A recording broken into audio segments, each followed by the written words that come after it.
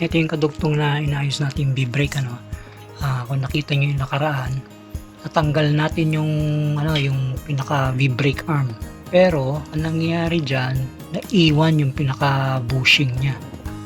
Ayan o, naiwan dun sa pole ng fork. So, ang gagawin natin is ayan, nilalagari ko para mabiak yung pinaka bushing kasi ayaw talagang matanggal.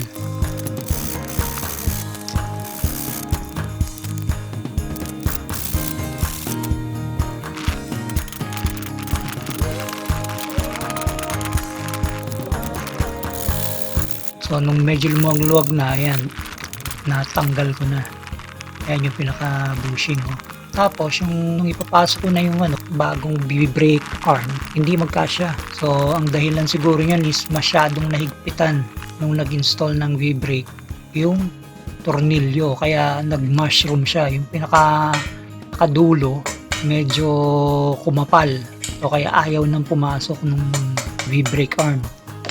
So ayan, ganyan din ang ginawa ko sa kabila. Nilagari ko, then matanggal na, kinaskas ko ng vice grip.